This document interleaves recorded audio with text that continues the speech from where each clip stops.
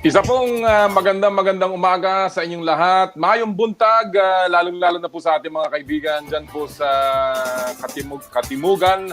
And of course, lahat po ng mga nakikinig sa atin ngayong araw po ng Sabado, April 18. Papasok na po tayo ng ating ika-6 na linggo ng Enhanced Community Quarantine. Kami po bumabati mula sa Power and Play. Magandang umaga po muli sa inyo lahat. Alam nyo, bagamat tumigil po ang mundo kahit papano at tumigil ang larangan o ang mundo ng palakasan, tuloy-tuloy po ang ang balitaan at marami pa rin pong mga nagaganap, marami tayong inaantabayanan at marami tayong gustong makita, yung mga namimiss na nating mga sports personalities. Kaya marapati nyo na pong pagbigyan kami ngayong umaga at ating muling sariwain ang mga iba't ibang balita sa mundo ng palakasan.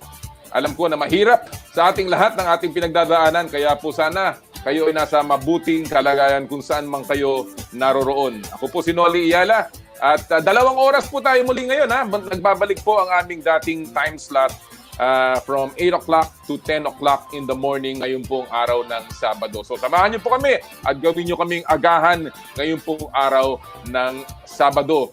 Siya nga pala, nais nating kamustahin lahat po ng ating mga tagapakinig sa Radyo 5, 92.3 News FM all over the country. Kamusta po kayong lahat dyan? At ang mga nakakapanood po sa atin sa Channel 1, sa Signal TV, OnePH, and of course, sa ating Facebook Live coverage, Power and Play with Noli Iyala at sa Radyo 5, 92.3 News FM na Facebook page. Nais ko pong batiin ang mga maaga nating nanonood sa ating programa, lalong-lalo na si paring Roman Santos dyan po sa may Bikutan. Magandang umaga, Roman. Pinapabati po ni Karoman ang kanyang anak na si Joseph Perry Santos na magbe-birthday sa Lunes. Kita mo naman, napakabait na ama nito si Roman. Magandang umaga, Roman. At sa lahat po, si Doc Bunny Mendoza mula dyan sa Bulacan, sa Santa Maria, Bulacan. Magandang umaga, Doc Bunny. Nasa Quezon City yata ngayon si Doc Bunny. And then, of course, aking kaibigan si Algin Del Rosario na nanonood din sa atin dyan po sa Quezon City. Magandang umaga sa lahat po ng maagang nakikinig at nanonood. And of course, ito pong ating palatuntunan na ihatid sa inyo ng Big Boss Cement. Ito po ang ating malaking tagapagsuporta ng ating programa ngayong araw pong ito. At kinakamusta ko po ang ating kaibigan, si Engineer Gilbert Cruz at ang kanyang pamilya.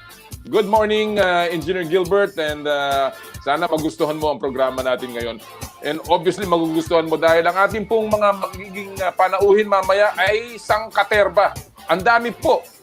Sa ating second hour, mga kaibigan, pag-uusapan natin ang dati at original na Gilas Pilipinas team. Alam niyo po, bago nagsimula ito lahat ng Gilas program, meron po tayong tinatag noong 2008. Mantakin niyo yan, 2008. Wala pong, ang tagal na noon, 12 taon.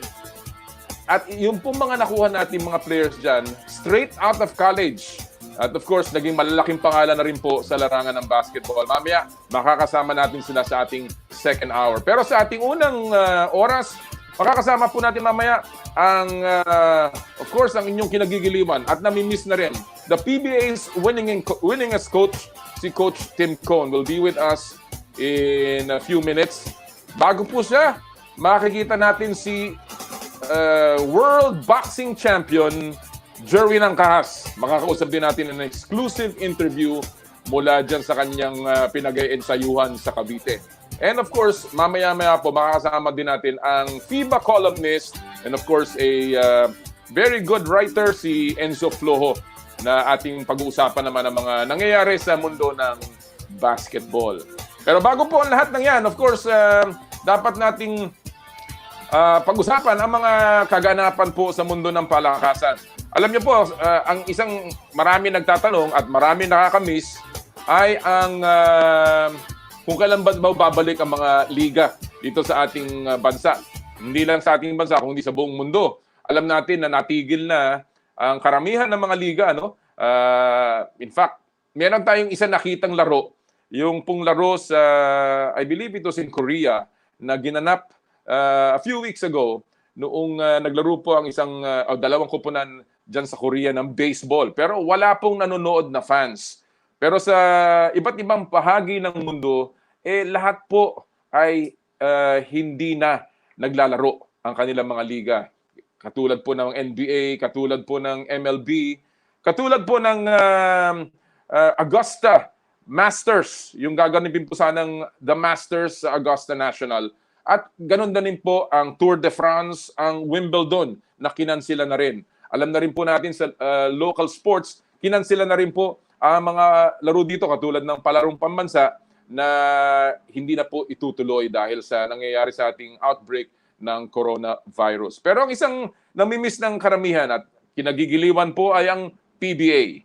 Alam po natin na pamula noong naglaro sila ng opening day ay hindi na po uling nagbalik ang PBA dahil sa ating coronavirus outbreak.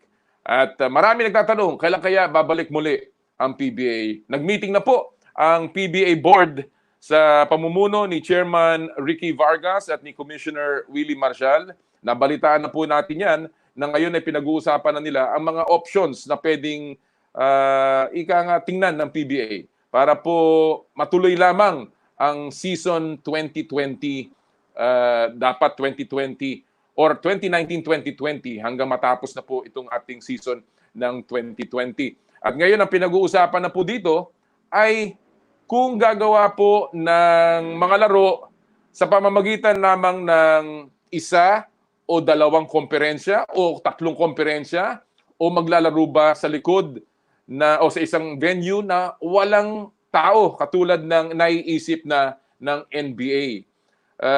Alam niyo po yung mga bagay na yan talagang napakahirap sapagkat alam naman natin na commercial play for pay league ang PBA. Kaya po kahit papano mahalaga sa kanila ang makakuha ng revenues sa pamamagitan ng gate receipts ng mga fans na nanonood at paglalaro ng kanilang mga games. Pero dahil sa mga nangyari ngayon, talaga pong palaisipan ang nangyayari ngayon sa PBA. Itutuloy ba ang Philippine Cup? Magkakaroon ba ng second and third conferences o magiging shortened season? At kung kayo po ay isang fan, syempre ang inyong inahagad magsimula na uli. Pero kagaya ng sinabi ni Commissioner Willie Marcial, siguro pagkatapos ma-lift ang quarantine, magbibigay pa siya ng 1 buwan na palugid para po makapag-ensayo ang mga players at ang mga koponan. Dahil alam naman natin sa kasalukuyan, talaga namang walang ginagawa ang ating mga players. So, ang ibig po sabihin yan, even assuming na ma-lift po ang ating, dahan-dahan ng ma-lift ang quarantine, kung tayo po ay magsisimula ng kalagitnaan ng Mayo, baka mga kalagitnaan na po ng Hunyo mag-resume ang PBA or even later. Of course, ito po ay hindi priority naman dahil alam naman natin na ang unang binibigyan ng kahalagahan ng PBA at ng PBA board ay ang kapakanan at ang kalusugan ng ating mga players at ng ating mga fans. Subalit, kung ito po ay muling magsisimula, ano ba ho ang magandang options ng PBA? Ako po sa ganang akin, take ko lang naman ho to. At ito po ay matagal ko nang pinaglaban nung ako'y na-involved sa PBA. Talaga naman ho ako hanggang ngayon ang aking minumungkahi ay 2 komperensya lamang. I've always said that the PBA is better off with a 2-conference format sapagkat nung amin pong tinalakayan back in 2004 at ginawa namin pong 2 komperensyang yan, marami po kami mga factors na tinignan dyan, lalong-lalo na yung national team. Pero maliban po doon, andyan po ang kapakanan ng mga player trying to prolong their careers. Alam niyo po yung 3 komperensya, hindi po madalian para sa mga players. Hindi po yung mga laro, kung hindi yung mga ensayo.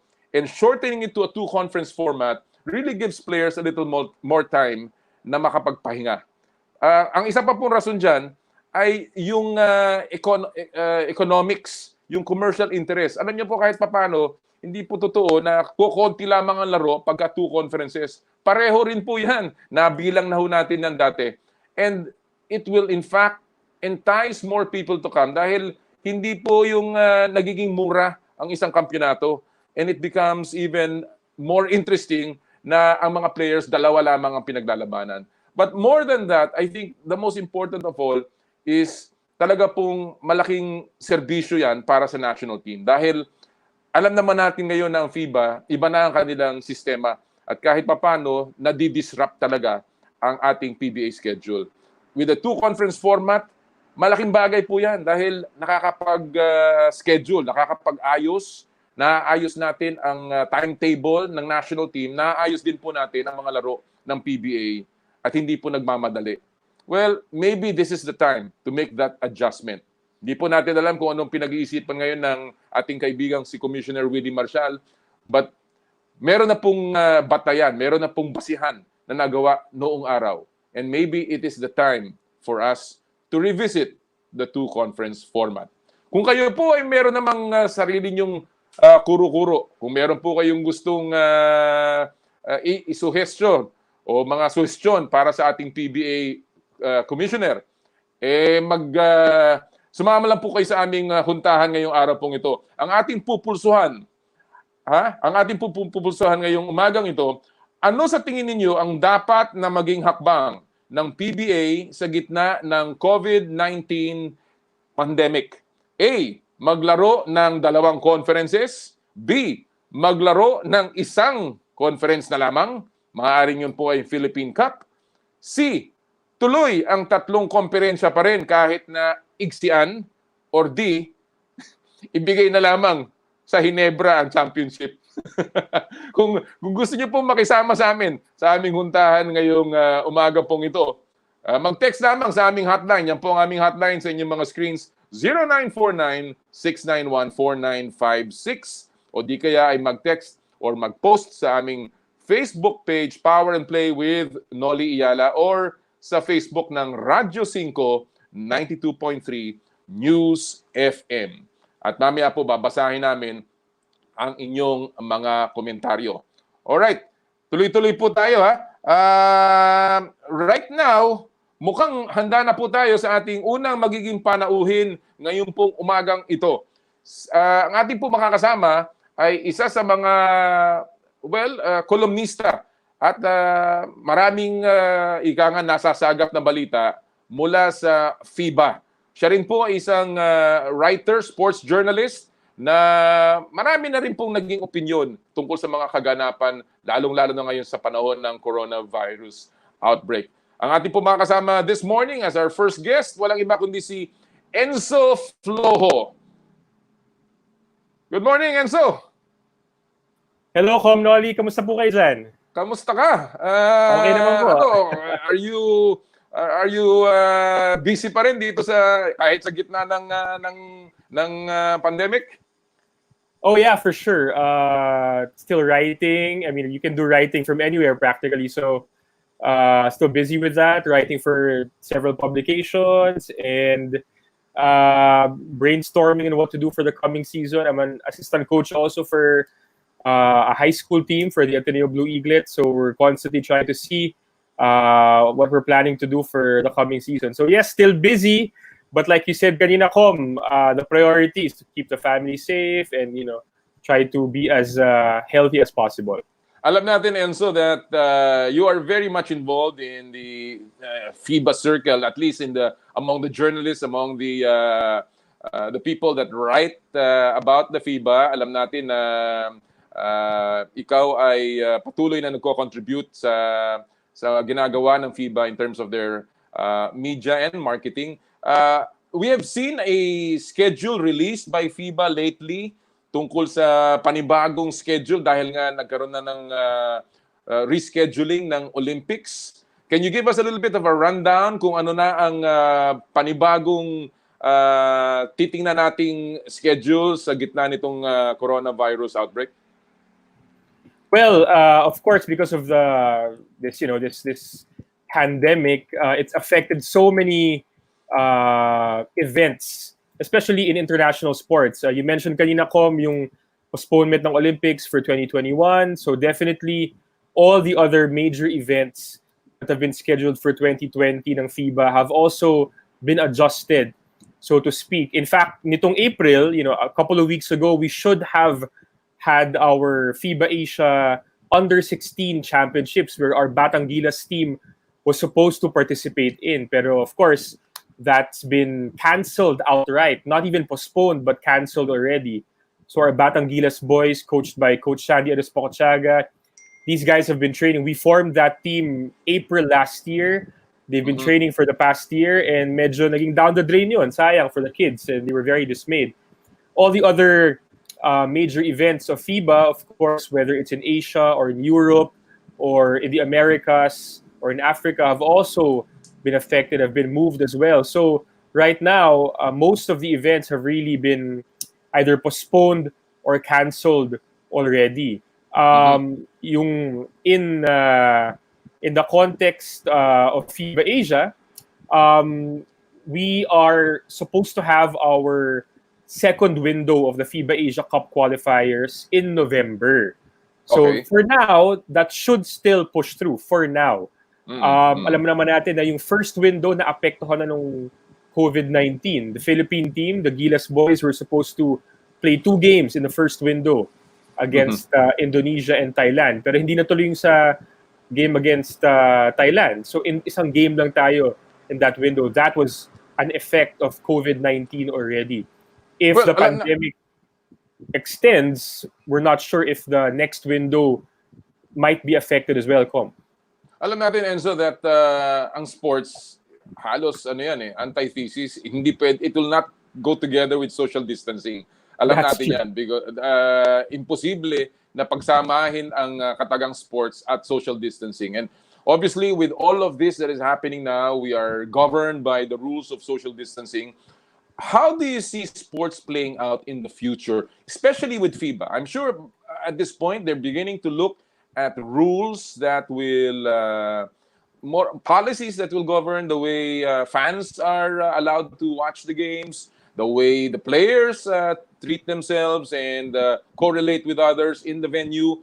How do you see sports playing out now with after what has happened to us in the midst of the pandemic? Well, so far, in terms of engaging fans, even in the time of COVID-19, I think we at FIBA have done a pretty good job in terms of producing online content. I mean, that's really all you can do at this point right now. But of course, that's a different matter when it comes to the actual games, the actual tournaments that people want to see. I mean, it's easy to put out content online, even articles online that people can read and watch and engage with. But at the same time, you really have to prepare for what will the actual games look like. And what's different about FIBA tournaments, of course, is they're international in nature. You have teams flying in from other countries, from other continents. It's a different matter altogether. For many local leagues, you can maybe consider playing in an empty venue with 2 local teams.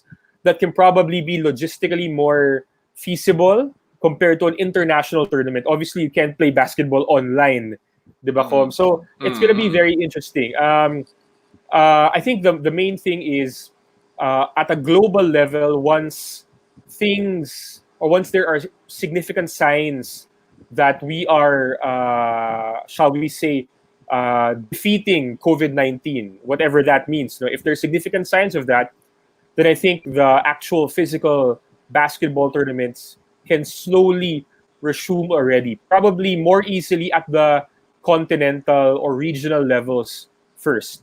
But even then, I foresee, although there's no final decision yet, but I foresee that FIBA will probably prioritize intensifying live streaming, the online experience as well. I can foresee that maybe only essential people like athletes, coaches, the actual game officials, only they will be present in games in the first few tournaments, I guess, after the COVID-19 pandemic is managed already. All right. Well, I have a minute to go, Enzo, and let me just ask you, kasi may nabasa akong magandang column mo about Asia's top 2 small forwards coming from the Philippines. Yan ay kinabibilangan ni 30 Ravenna and of course ni CJ Perez. You know, seeing how we are going into a youth movement in Gilas, how does this augur for our national team and our chances in FIBA Asia?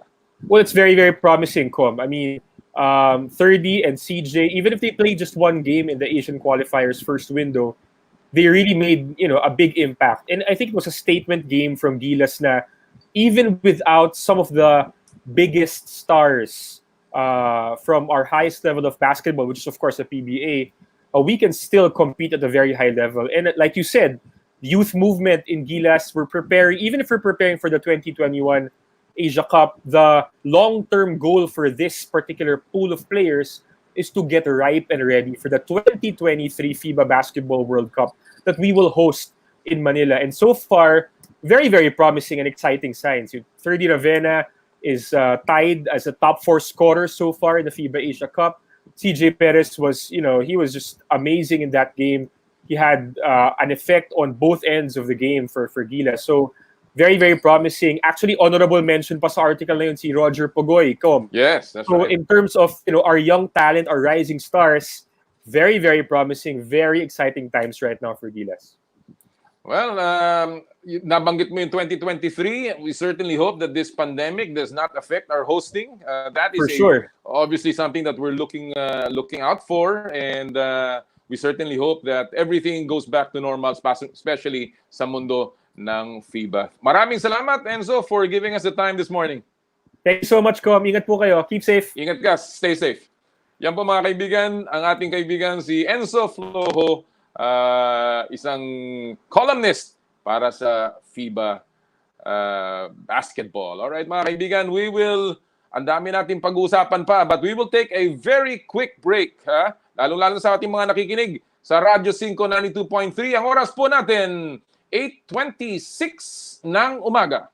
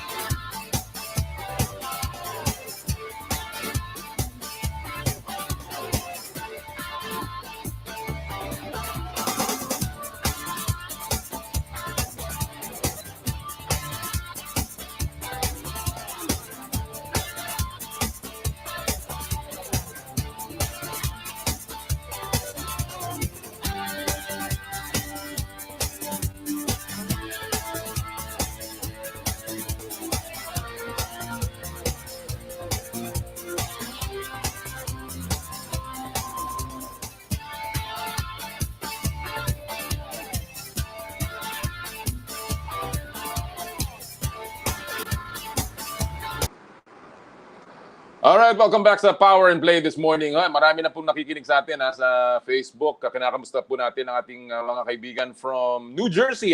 Si Melina Alicante. I'm sure kasama rin niya si pareng Alvin Alicante. And of course, ang aking kaibigan, ang aking partner, si Edwin Rodriguez. Magandang umaga sa iyo, partner. And kinakamusta rin po natin ang mga kaibigan nating si Risty Aninyon from Kabangkalan City in Negros. Si Janet Sumsho from Japan, Alex Fuentes, suki natin ito, from Bacolod City, and of course ang Radyo 5 Taxi Squad.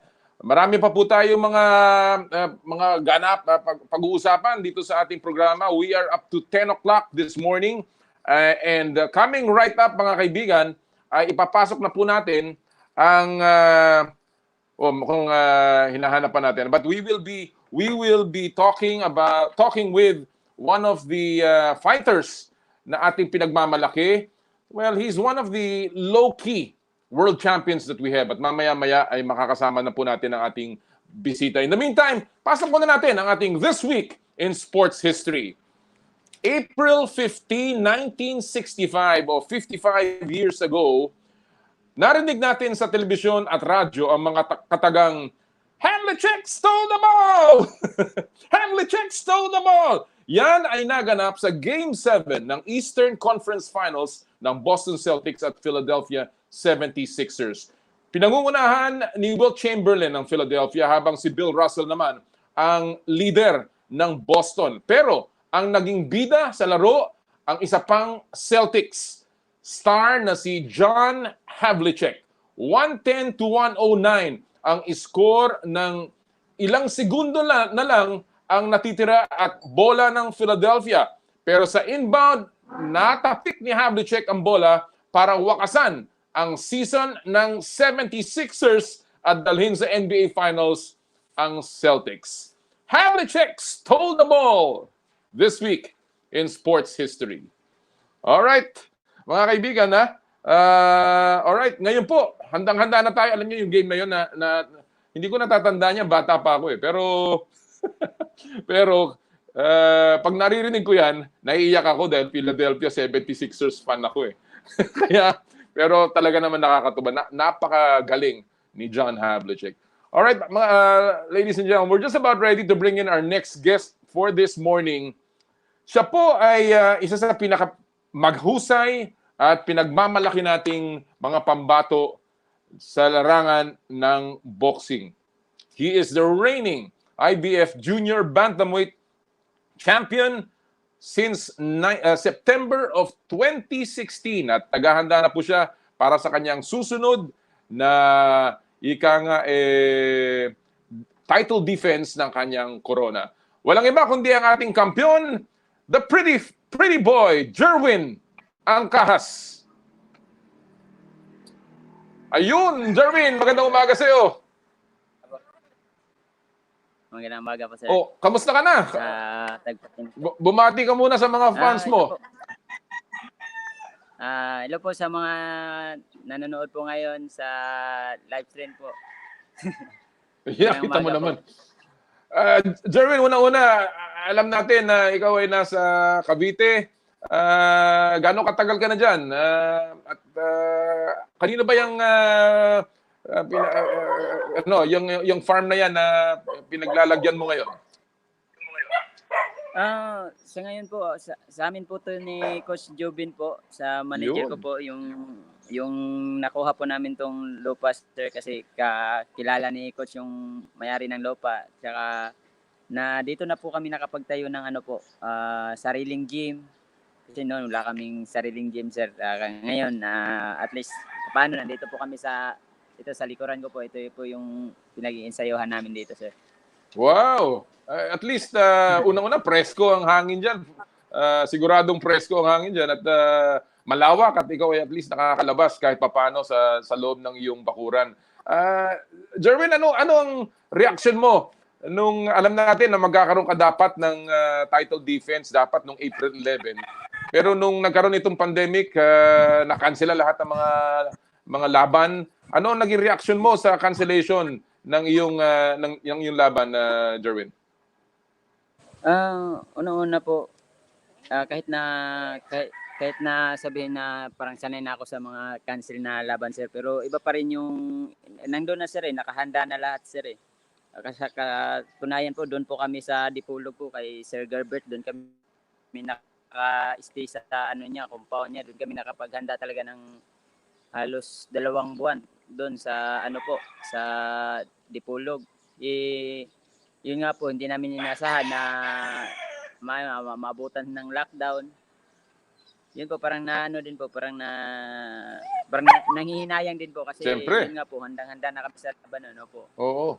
Well, alam natin, napakahirap lalong-lalo na sa isang boksingero dahil meron kayong tinatawag na schedule sa training, yung pataas ng pataas ang physical condition mo, Kaya yung postponement na ganyan talagang napakahirap para sa iyo dahil parang uulitin mo na naman yung paghahanda para sa isang laban. And pinag-uusapan ng paghahanda. Anong ginagawa mo ngayon na nandiyan ka sa farm, sa Cavite? Paano ka naghahanda? How are you staying in shape, Jerwin?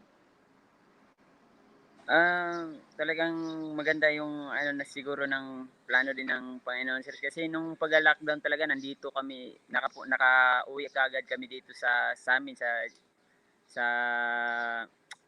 sa gym namin. Dito po nakapag-ensayo po ako ng kahit papaano nakapag-ensayo ako araw-araw. At kumbaga talagang napaka namin sir, napakasaya namin kasi doon kasi kami galing ko sa bukid noon kung doon kami hindi kami makapag-training maayos kaya maganda din yung nangyari sir na nakauwi kami dito sa Magallanes po.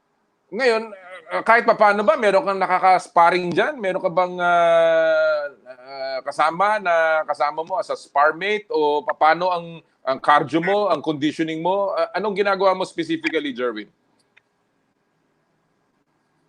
Opo, may dalawa po kaming nadala sir na galing din po sa Dipolog po sila Jan Mark Alimani po at saka yung si Daniel Lim nadala namin dito sa camp kaya may dalawa akong ka-sparring partner. At saka yung ano din namin sa nutritionist namin nag-aano naman din po sa sa Facebook, nagpapadala lagi po ng kung anong dapat kainin po. Okay, at least may dalawa kang binubugbog araw-araw, ano? Ako po yung pinubugbog sir eh. Okay. Jerwin, ikaw, alam na, right now, ano ang plano dun sa laban mo? Ano ang sinabi ng Top Rank? Anong magiging bagong schedule para sa laban mo kay Rodriguez? Ito po yung pinaka-latest namin na balita sa pagkatapos talaga ng itong lockdown po. Tsaka ngayong June baka i-schedule agad ng Top Rank po yung laban sir. Talaga agad ng Top Rank daw. Kasi parang mag-ano ata sa Las Vegas na parang mag-open ata yung ng mga laro doon. Kahit nasa parang ang pagkakala mo para sa studio na lang gaganapin yung laban, sa TV na lang manood yung Ganun, kahit na walang tao, kahit walang tao. Opo, parang ganun na lang po siguro ang mangyayari sir. Pero sa iyo ba, okay yun? Wala kang problema sa ganung schedule? Alam natin na kahit papano naghahanda ka, pero sa tingin mo ba dapat may konti pang palugit o sapat na sa iyo kahit kailan pwede nang sumabak sa laban? Para sa amin sir, lagi naman po kaming handa sir sa laban sir. Para sa akin okay lang naman po kung kahit na kailan yung laban, kailan yung schedule talaga. Kaya kami po gahanda lang po kami palagi sir. Alright. Alam mo, Jerwin, ikaw isa sa pinakamatagal ng world champion ng Pilipinas. Pero hindi masyadong marami ang naisusulat tungkol sa iyo. Alam natin na ito ay dapat ikasyam na title defense mo. Hindi ka pa natatalo sa iyong laban, sa iyong career since nag-champion ka. You are, 11 straight wins ka na ba, Jerwin?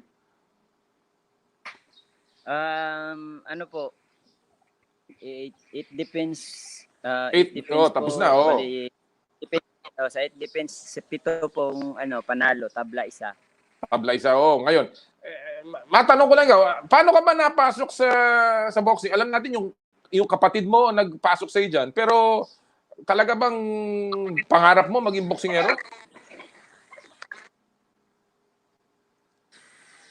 Nung una po kasing pagpasok ko sir, nung maliit pa ako, talagang parang doon ko po yung napremyohan po ako ng 400 pesos? 400 pesos. Tapos parang nakapagbigay ako sa magulang ko, sa kuya ko, parang natuwa po ako sir, na at saka yung parang yung isip ko pala ako, parang makakatulong pala ako sa pamilya ko na makapagbigay ng kahit papaano sa pamamagitan ng boxing sir. Kaya doon parang nahiligan ko mag-boxing. Hindi mo ba naisip na sumabak sa alam natin nagkaroon ka rin ng amateur career, no? At marami ka rin naging laban bilang isang amateur. Pero napangarap mo ba na kahit papaano tumungtong sa Olympics imbis na maging professional?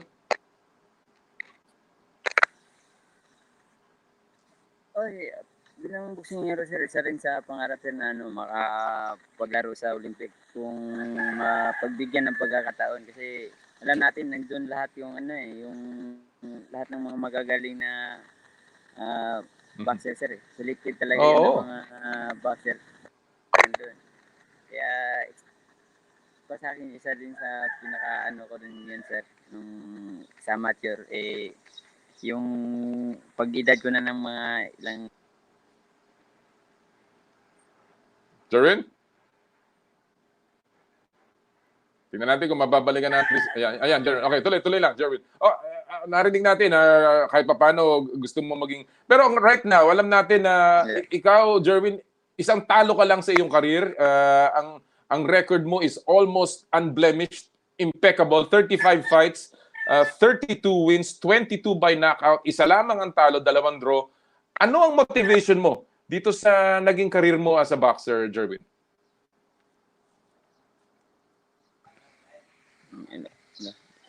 Narinig mo ba kami? Narinig mo ba kami, Jerwin? Ito sir, okay. Ayan. Sabi ko, napakaganda ng record mo as a boxer. Isa lamang ang talo mo. Ano ang nagiging motivation mo, Jerwin, sa iyong career?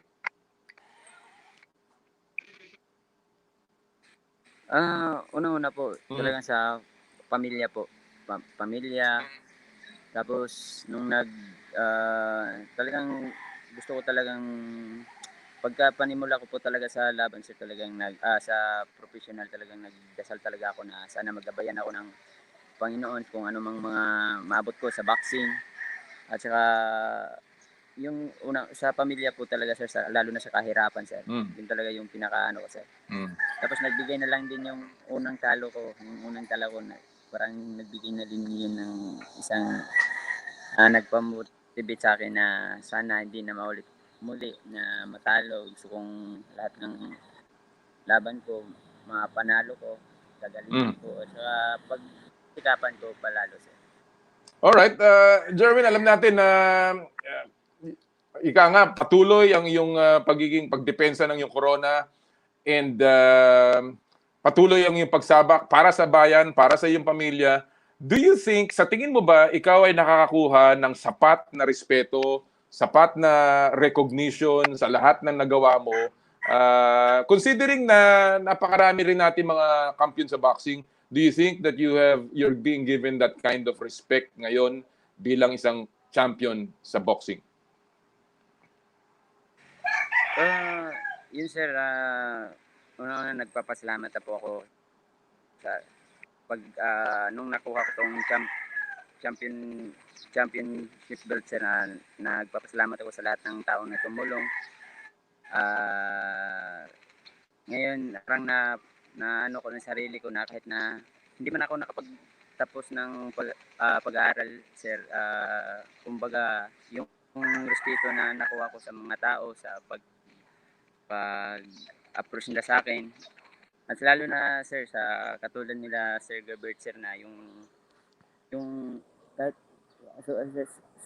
nung nila Sir Gilbert sir na yung kumbaga yung pagtanggap nila sa akin sir na bilang champion, pagkilala sa akin ng bilang champion para sa akin sino ba ako kung na mapapansin nila. Parang ganun yung nakita kong sarili ko sir na kahit paano ganun pala yung nakuha ko sa boxing na napapansin din nila na kahit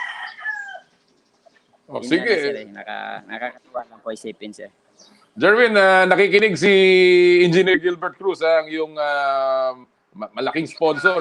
Batiin mo ang mga kaibigan natin at lahat ng mga sumusuporta sa iyo.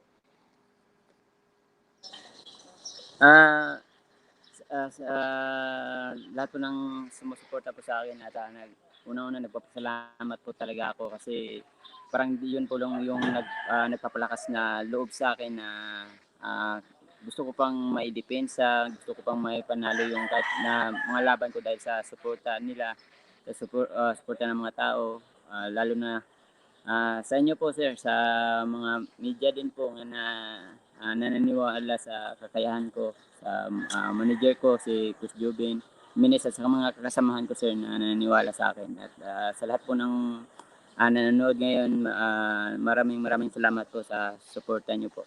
Huli na lang. Asahan niyo po ang namin. Lalo na Oh. kay Sir Gilbert Cruz po sa Big Boss Cement. Maraming salamat po. Huli na lang, Gilbert. Alam ko na matagal ka nang nahiwalay sa iyong pamilya, na nasa bukid noon sa kasalukuyan. Siguro panahon mo na para kahit papaano batiin ang iyong buong pamilya na nawalay na sa iyo ng matagal na panahon. Sa pamilya po namin ni Coach Jvee at saka sa pamilya ko po na nasa dyan sa Bukidnon po, sana po mag-ingat po sila lagi dyan kasi kami, lalo na ngayon na namimiss namin, lalo na yung mga anak namin, yung apo din ni Coach na alam ko na namimiss na ni Coach din. Kaya binabati po namin sila dyan, mag-ingat sila palagi. At sa lahat po, keep safe. Alright, well, Hoven, Jerwin, pinagdarasal ka namin, sana matuloy na ang iyong laban dahil alam ko mahirap ang paghahanda, mas mahirap pa kaysa sa laban minsan, mas mabuti pang sabak agad sa bakbakan, at pinagdarasal ka namin at ng buong sambayanan na sana matapos na to at ikaw ay maging matagumpay muli sa iyong pagdepensa ng corona para sa ating bayan at para sa iyong pamilya. Maraming salamat sa iyong sakripisyo at mabuhay ka, Jerwin. Maraming salamat din po. Mabuhay din po kayo, sir. Ingat po kayo. Stay safe. All right, God bless. Maraming salamat. Yan po mga kaibigan ng ating World Boxing Champion, Junior Bantamweight Champion, Jerwin Pretty Boy Ancajas. All right mga kaibigan, marami pa po tayong pag-uusapan ha. Yung mga ganyang klaseng atleta, ng mga nagsasakripisyo kahit sa gitna ng nangyayari sa ating ngayon sa ating kapaligiran. Naku, talaga naman dapat nating ikatuwa at ipagdasal dahil sila po ay patuloy na naghahanda para sa ating bayan. Alright mga kaibigan, we will be back with more of Power and Play in just a short while sa aming pong pagbabalik. Kasama natin, Coach Tim Cone.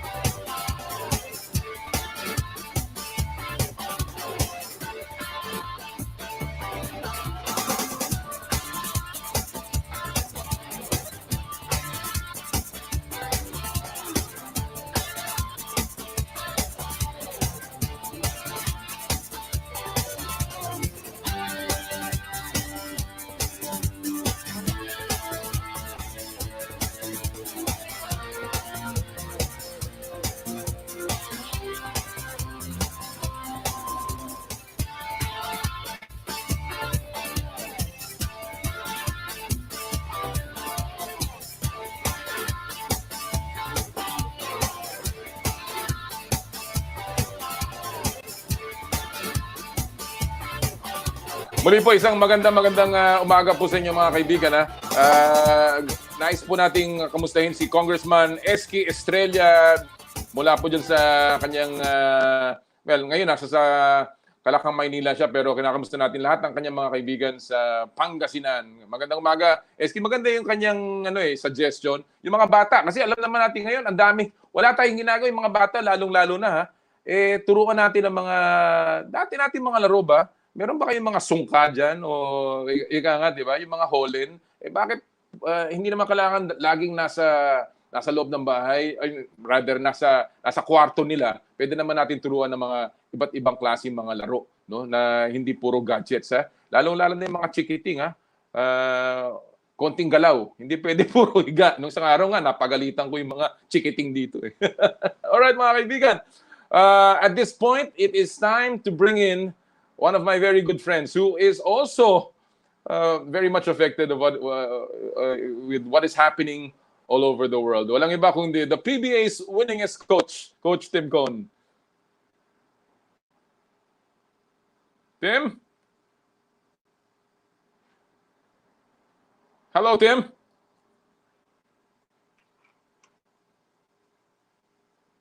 We're trying to get the audio ni Coach Tim, but I can see you. I'm just trying to get your audio now.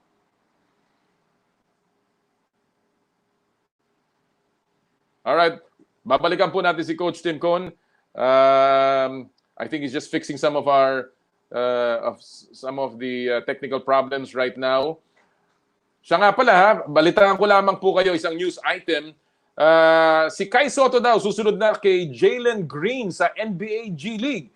Sa report nila Adrian Wojnarowski at Jonathan Givoni ng ESPN, isa raw si Kai Sotto sa mga prospects na makakasama ni Green sa isang year-long developmental program o ang tinatawag nilang professional pathway.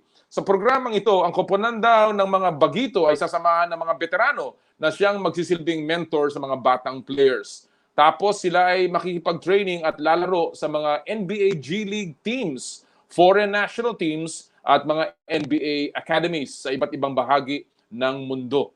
Gayunman, lahat ng ito ay mga reports pa lamang dahil wala pang official commitment si Kai Sotto. So aabangan po natin, but obviously, again, this is another pathway para sa ating phenom na si Kai Sotto, sa ating Bantay Kai, sa kanyang pangarap na makatungtong sa NBA, ang magiging unang player na pinanganak sa ating bayan na maaaring makapasok sa NBA. At yan po, si Kai Sotto. Of course, inaasahan din natin na si Kai Sotto kahit papano ay makakapaglaro sa Gilas Pilipinas national team. And we wish Kai Sotto the best of luck. O isa pang balita, ha? Si Mayor Kit Nieto, ipina-auction. Siya po ay mayor ng Cainta, no? Sa Cainta. Siya po ay nagpa-auction ng kanyang very unique at rare na Nike and Jordan sneakers. Bilang pandagdag sa pondo ng Cainta City, ipina-auction ni Cainta City Mayor Kit Nieto ang kanyang mga mamahaling mga sapatos. Aba, Jordan 11 Breads, Jordan 1 Travis Scott Low Cut, ha? At Nike Air Force 1. Naku ha, ang tatagal na nito ha. Ang mga ibinenta ni Mayor. Anya kahit paano raw makatulong sa kanyang mga constituents. Nabili sa halagang 26,000 pesos ang Nike Air Force 1. Aba, pambihirang napakamahal na sapatos ito. 35,000 pesos naman ang Jordan 11 Breads at 71,000 pesos naman ang Jordan 1 Travis Scott Low Cut. Alam ko ang kanya nakalap dito halos mahigit 200,000 ata eh. Lahat ng yan diretso daw sa pondo ng Cainta City bilang tugon sa COVID-19. At talaga namang very, very laudable ito pong naging proyekto ni Mayor Kit Nieto, and we salute all of those na patuloy pong nakikipaglaban para sa atin, ang ating mga frontliners dito po sa laban natin sa coronavirus. All right, mga kaibigan, at this point, we will now bring in our good friend. I think he's ready now, Coach Tim Cone ng Barangay Ginebra. Can you hear me now? There you go. There you go, Tim. How There are you? we are. Sorry, that was my fault. I put it on the wrong mic. Well, it happens now that you're everybody's so relaxed. I guess we really start to become a little bit complacent. But how are you, Tim? You look good. Yeah, I'm okay. I'm working out a couple hours a day, but it's still gaining weight. I don't know. I only worked out before maybe 30 minutes or an hour a day, and I didn't gain weight. But now I'm working out 2 hours a day. But I guess I do a lot of sitting around as well. So well, it's different. I'm working. I'm trying. I know. It's different just staying home. It's different trying to stay mentally sharp, and I guess that's the challenge even for you, who's really known to be a guy that's a workaholic. But before I go to what you're doing with your team, I know that I've seen your posts on Twitter about how impressed you are so far with what many people are doing about what's going on in our world. What are your impressions on how, for instance, the SMC group, the PBA, and the players have responded to the pandemic? Well, I think it's kind of representative of our country. I think that we've done a really I mean, obviously there's always going to be problems, but we've done a really good job of seemingly flattening the curve, and people have been disciplined. I thought our players, not our players, but the PBA players have gone out of their way to try to find ways to help and do things. I know my wife is doing that every day, trying to find ways to help. And I mean, of course, I'm biased towards San Miguel, but the work that Ramon Ong is doing, and I've been tweeting a lot of the stuff that he's been doing, raising close to 1 billion pesos of relief. Makes me proud to be a part of the organization, and I'm not on the inside, but I have heard a lot of things that are going on and how difficult it all is, and the fact that he's making that sacrifice and everybody's making that sacrifice is really representative of what kind of people we are. We're going through this now, and obviously a lot of people, and I'll ask you about the PBA later on, but in general, Tim, how does the pandemic, how do you think what has happened to us now in terms of the coronavirus and all of these social distancing rules, how do you think does this move sports forward in the future? How does this affect sports in general? Because as I told Enzo a while ago, sports and social distancing will never come together. Those are opposite poles, and right now we are experiencing that. So, what do you think is the future of sports? That really is what they call the $64 question. I mean, it is a difficult thing. I've been reading all I can about what the NBA is trying to do, what the NFL is trying to do. The Major League Baseball, what they tried to do in China. They tried to reopen in China and couldn't. The basketball league. Japan for a while was doing it without fans, just in the arena. I've had multiple discussions with Coach Alfrancis Chua about what is it going to take for us to reopen, what are we going to have to do, bottom line looks like basically we're going to have to find some kind of vaccine before we can really get back to what we were doing previously. But I don't know, there's all kinds of theories out there and how things could work. I think basketball is one of the harder ones to start because there's so much interaction with the players, and we all sit on the bench, and what happens after we play the game? Do we go home at night? Do we go home and infect our families or affect our neighbors if we happen to get caught? So there's just so many things, so many variables going on. It's hard to envision a time right now at this point that we can reopen. Well, it's certainly is something that we have to think about. I think many of the leaders in sports are beginning to really look for ways and solutions, and we're certainly hoping that this we can get through this, and we've gone through a lot, and I'm sure the sports world will be able to adjust. But let me go to I guess to your team, Tim. Many coaches in the NBA, for instance, are trying to keep their players in shape, and not only physically but mentally. How are you doing this with your team? I know you're a guy that you don't want to prepare in the last minute, and I'm sure you're putting together some programs for them. How are you trying to keep the team sharp? Well, I think number one, our main thrust is to keep everybody healthy, and to make sure they're continuing to follow guidelines and do the social distancing. That's part of their responsibility, and we're very strong on that. The organization, all the way down from Mr. Ong, is very strong in terms of us doing our social responsibility.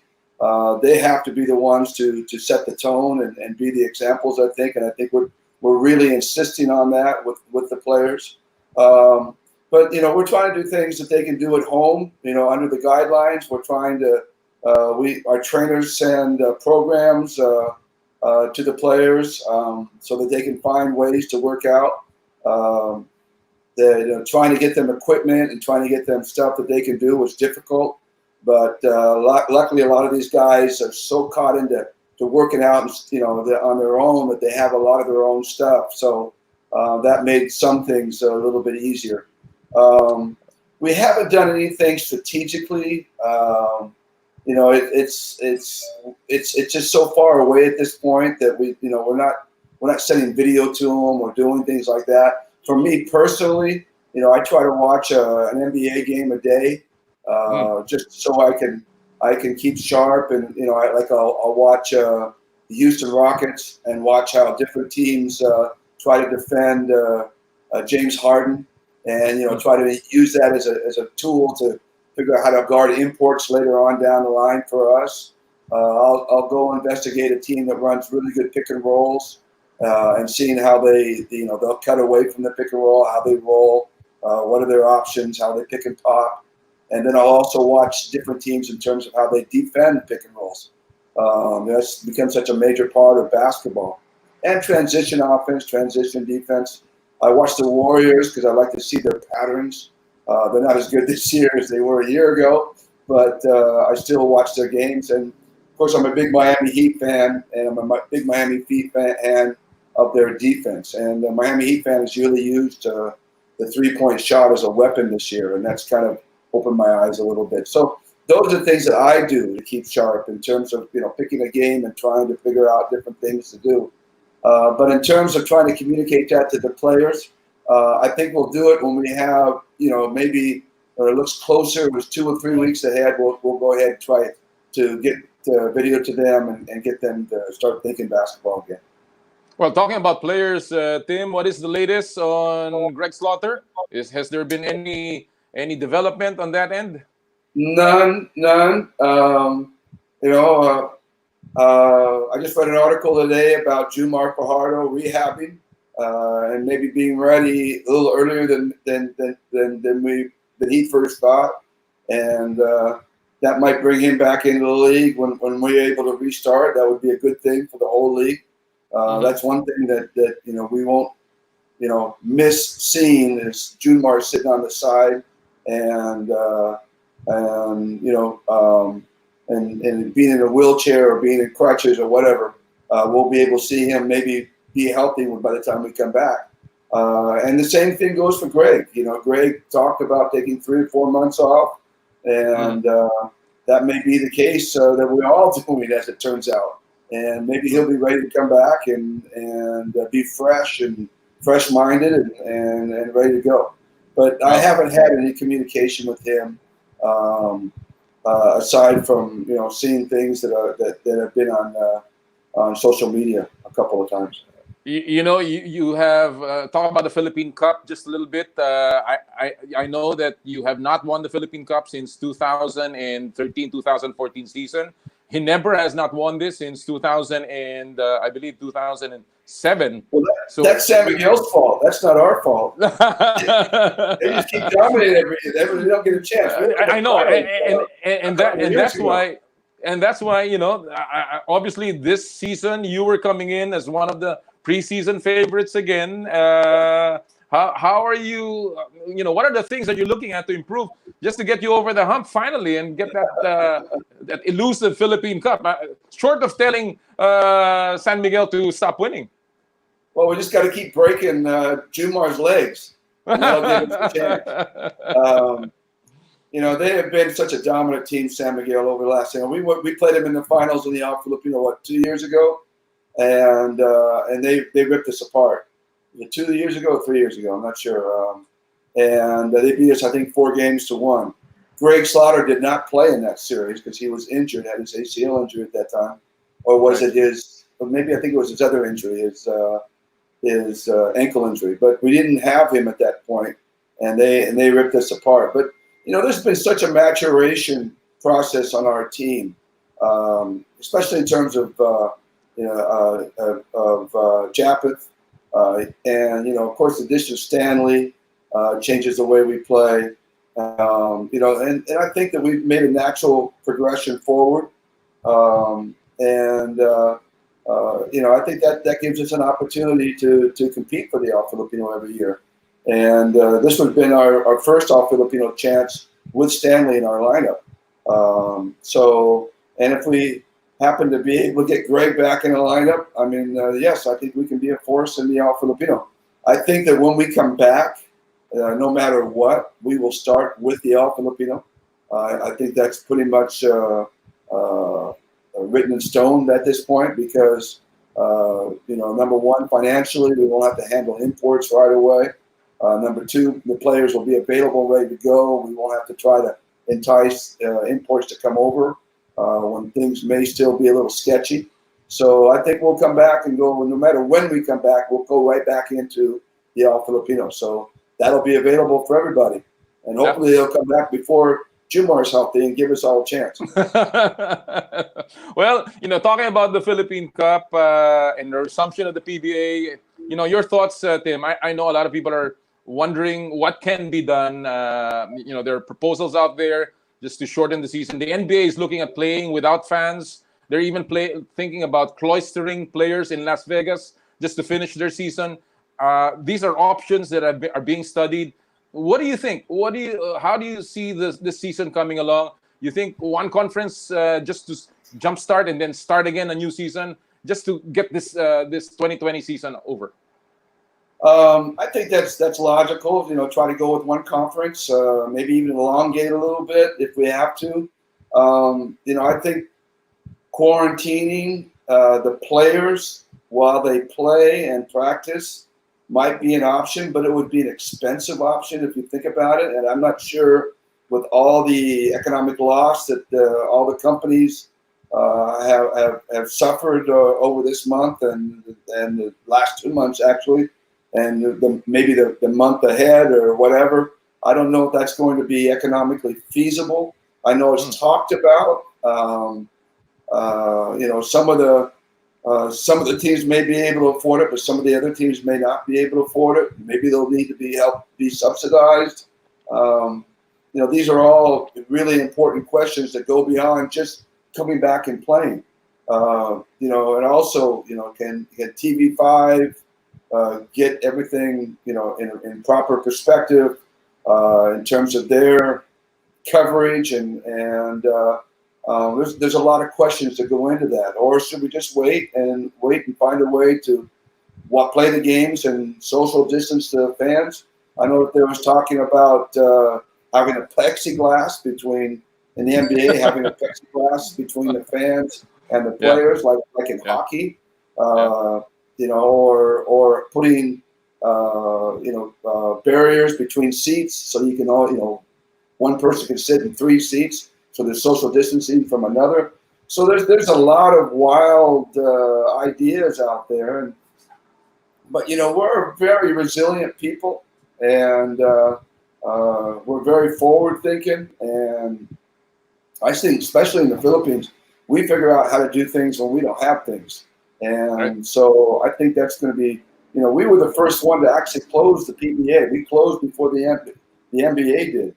And because I had texted Eric Spoelstra the day before, the day we closed, I said, "Wow, we're closing our league down," because I had seen him about a month before that in San Francisco, just after the championship, and I had gone to San Francisco to visit him and watch a couple of games, and I was telling him it's amazing because the coronavirus was such a huge topic in Asia.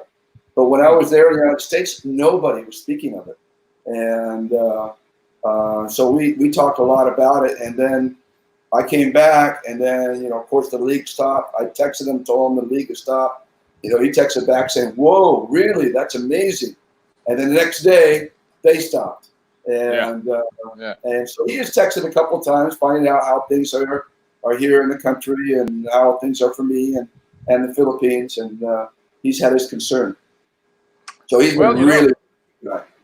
I'm sure the NBA as well as the PBA is they're all looking for ways just to get this thing running again, and we all hope that we see you in the basketball court rather than in your living room. So everyone's looking forward to seeing you again with your necktie and just walking around the floor and controlling. I should have put it on today, right? I know. I was half expecting that. I wear it every day. Well, that's better for the Ginebra fans. But before I let you go, Tim, let you go, I know that we all have learned from this experience. I guess your biggest takeaway from the pandemic, and what do you miss most? What do you miss most now that it's been almost 6 weeks that we've been locked down? What do you miss most, and what are you going to do first when you get out of this lockdown? Honestly, the thing I miss the most is practice. I miss going to practice. I miss seeing the guys and being around and planning for practice. And the first thing I do when I leave the house, I hope it's going straight to practice and meeting these guys out and getting back at what we do. There's a real addiction to basketball. There's addiction. We're all having withdrawal symptoms. I know the players are having withdrawal symptoms. The fans are having withdrawal symptoms. And we need to get back and do this. And so that's what I miss most of all. I'm fine. I get to spend time with my family. I have a routine set up every day. We leave once a week to go buy water. We leave once every 2 weeks to go to the grocery. But aside from that, we're not allowed out of our homes. Literally not allowed because we're in a hot zone. So we can't walk up. We can't walk or jog or do anything. So, but we have our routines. My wife and I and my son. I get to coach my son every day. So we go spend an hour and a half every day shooting. We have a little basketball court here at the house, really small one, but it's a shooting court, so he can shoot. So I get kind of my coaching stuff out. I put it on my son, screaming at him and yelling at him, throwing him the ball. And stuff. He's having the whole experience. The only thing is that there are no referees to shout at. No referees. I take that on here. Yeah. Well, Tim, we miss you. We miss the games. We miss Ginebra. We hope that everyone is safe in your family. We wish that everyone is safe in Ginebra. Yeah. What is that? You're missing golf. Yeah. Well, we certainly hope that we can all be back in the sport that we all love, and stay safe. And we will see you again very soon. All the best. Really, I'm so thankful that you called me. All the best. Thank you. Yeah, I'll see you again. Maraming salamat, mga kaibigan. Yan po si Coach Tim Cone ng Barangay Ginebra. Everyone misses him. He's a wonderful coach, terrific coach, one of the greatest that we've seen. But he's even a much better human being. Certainly a gentleman, both on and off the court. Alright, mga kaibigan, bago tayo mag-break, nagpapabati lamang sa akin si Sandra Palma mula dyan po sa San Miguel, Bulacan at sa kanyang buong pamilya. Magandang umaga po sa inyong lahat. Magandang umaga, Sandra. Alright, we'll take a quick break. Sa aming pagbabalik, pag-usapan po natin ang original Gilas Pilipinas team sa pagbabalik po ng Power and Play. Ang oras natin, 9:12 in the morning.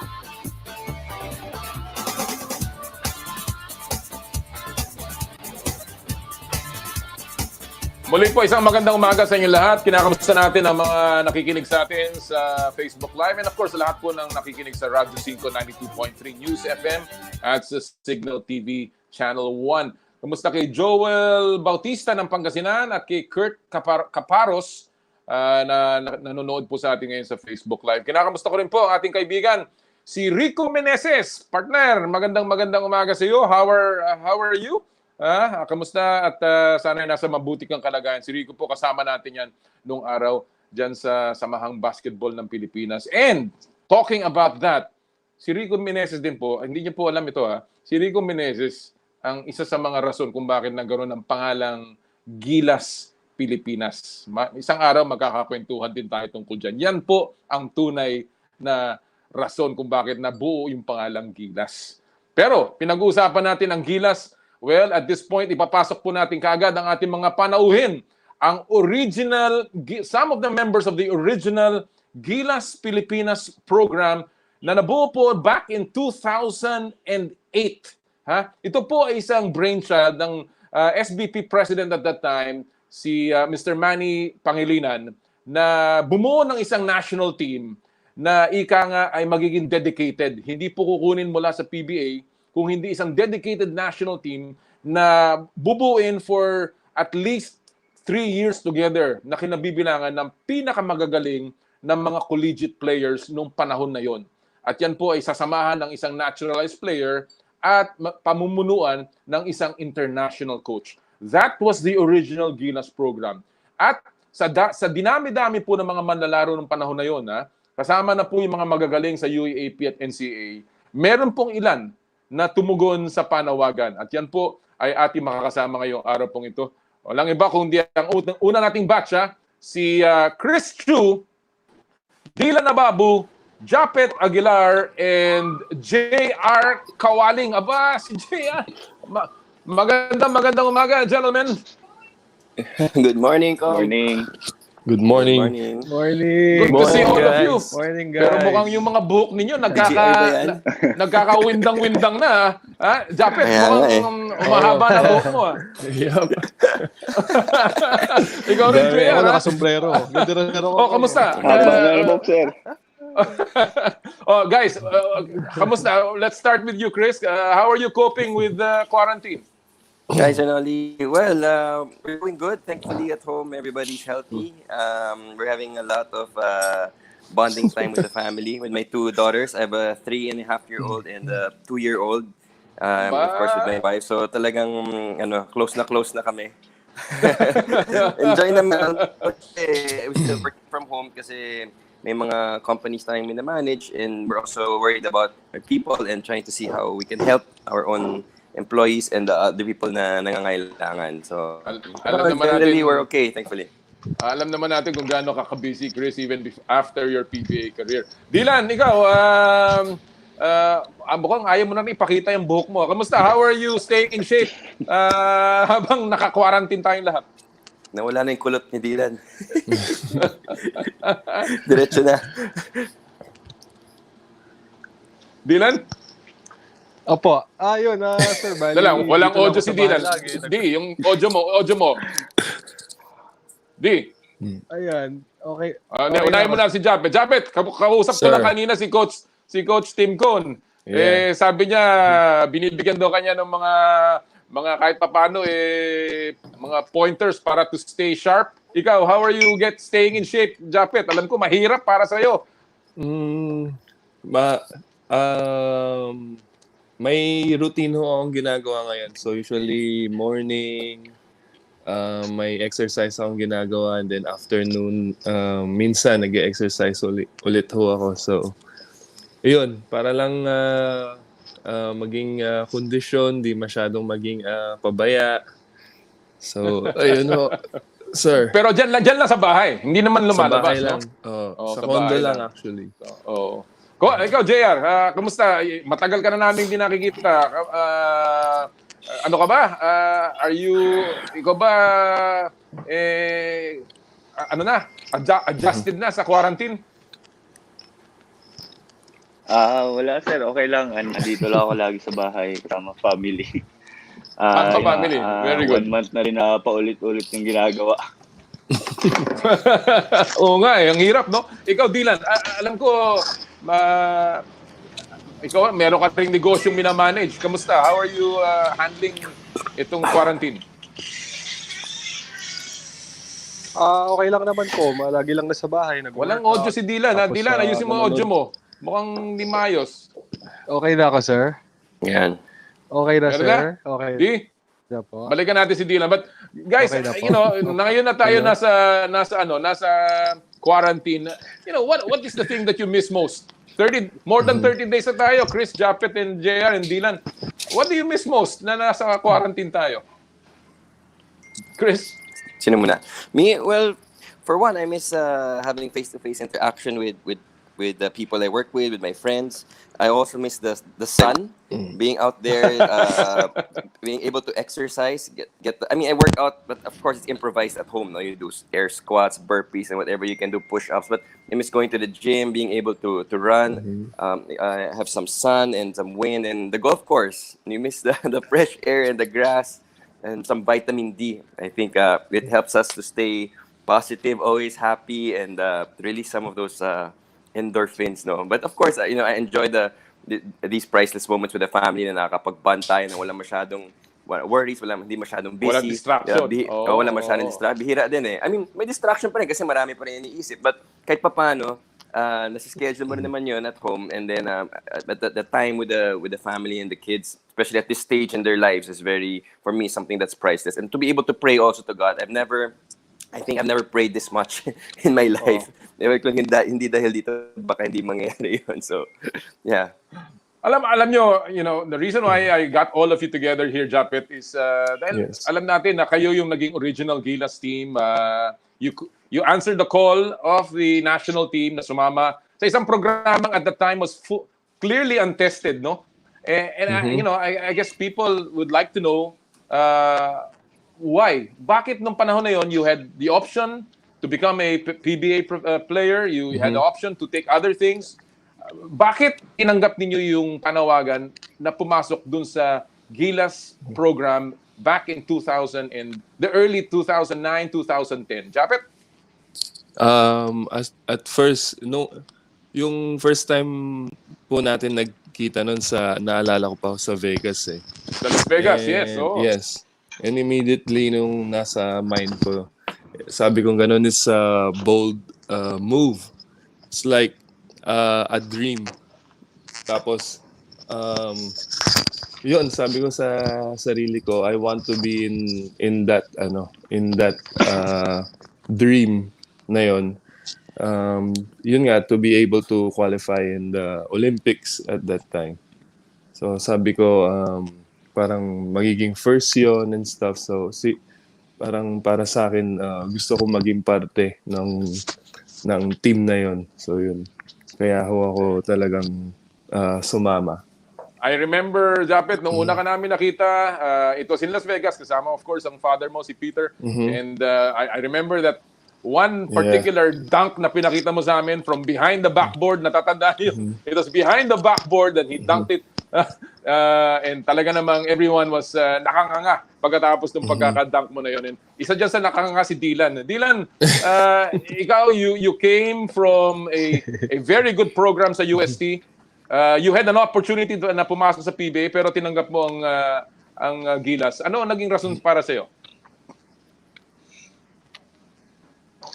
Well, it's always an honor, sir, to serve our country first. And naisip ko nung time na yon, grabe opportunity. Siyempre, maglalaro ka para sa country mo. Pero naisip ko rin na pag nag-PBA kasi ako, hindi ako sure kung makakalaro ko sa national team. So, ito na yung opportunity, dapat hindi ko napakawalan.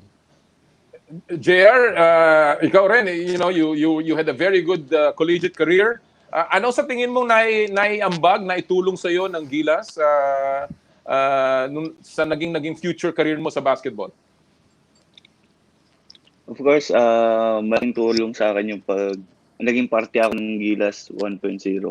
Kasi sa ngayon sa NBL, ano pa rin yan, kumbaga nagagamit ko yung mga experience ko, lalo na yung mga international games natin. malalaki ang kalaban. Ngayon, parang sa ibang liga, nagagawa ko yung mga, kumbaga, natutunan ko doon sa sa kalaro natin. Ayun. Well, alam ko, Chris, that you were one of those na highly recruited by the PBA teams at the time because you came from a championship, a program that was working very well. But ikaw rin, tinanggap mo yung Gilas Pilipinas call. Any regrets about that decision to join Gilas straight out of college? No, not at all. Zero. I actually wish the program had extended. Ano po yun, sir? And for me, actually, yung sinabi ni Japeth, sinabi ni Dylan, I those are the same sentiments that I had back then. Kasi for me personally, after playing for Ateneo, I was uncertain whether I would still play professional basketball or not. And then it has always been my dream to play for the national team. But then again, like sabi ni Dylan, yung national team players natin back then would have to come from the PBA and you'd have to be superstars of the PBA. So this very rare opportunity that just arose and it's right in front of us. Parang I felt it would be too much to pass up, And the goal was to qualify to the Olympics, which was, really something that I dreamed of playing. We knew it was a long shot, but of course, in everything, we should always give it a try, diba? And I'm very thankful for all the lessons, the character that was built, the friendships that were formed until today. We remain in communication, in touch with each other, even with our families. And it's really a wonderful program that was started back then. And like what I said, I just wish that tuloy-tuloy yun. But of course, things happen for a reason. But I'm very glad to be part of it, and I want to thank you, Sir Nolly, for being the one to. You're very modest. You never said that it was your brainchild, but you did initiate this program, and you invited me and most of us here. Kaya sa'yo kami magpapasalamat, sir. Well, malaking karangalan at napaka-enjoyable experience para sa ating lahat. But Japeth, talking about the experience, Japeth, what was your best memory? Unahin natin muna with Coach Trico. Well, marami Japeth. Marami si Japeth. Actually, Gilas 1 is one of my best basketball memories in my basketball career. Like, grabe talaga. Yung mga trips natin abroad, yung mga learning experience na every international game, basta sobrang thankful ako na nakasama ako sa Gilas 1. Sobrang masayang memories. Alam mo, nung panahon na yun, Japeth, talagang paborito ka ni Coach Trico. Hindi lang dahil gustong-gusto ko niyang pinapagalitan, pero nakikita niya na talaga yung potential mo. And now you're showing it. You are one of the best, if not one of the best players in the PBA. And definitely, we're very happy for you. Talagang ang laki na naging growth mo. Ikaw, JR, anong best memories mo when you were with Gilas? Sinong mga player na naging very close sa'yo? Madami yan. Best memories. Si Japeth, lalo kay Japeth. Hindi. Para sa akin, yung mga tabel natin, yun, mga banding. Kumbaga, isang pamilya tayo for ilang years Tsaka yung best memory, yung nahuli tayo ni Coach Raiko dun sa Serbia. Sinundo tayo sa bar ni Coach Raiko. Parang sa Coach Carter lang, diba? Acapulco. Ang may kasalanan nun si Coach Jalma. Si Barakael. Ikaw di kasi alam natin na marami kayong naging roommate Hindi naman laging iisa lang ang roommate mo Sino yung naging roommate mo na talaga namang hindi mo makalimutan?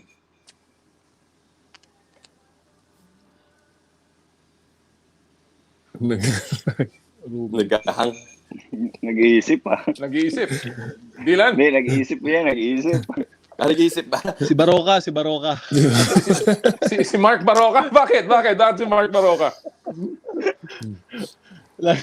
Lagi na nagsi-CR sa kwarto nila JR. Kom. But alam natin na yung experience na yon, kahit paano may mga napulot kayong lessons. What were the lessons na nakuha nyo, na nagagamit nyo sa career niyo sa PBA, Chris? I think the mental toughness, both physical and mental toughness. Playing in international competitions, you play for 4 days straight, and maybe you take a day off, and then 3 days straight. So you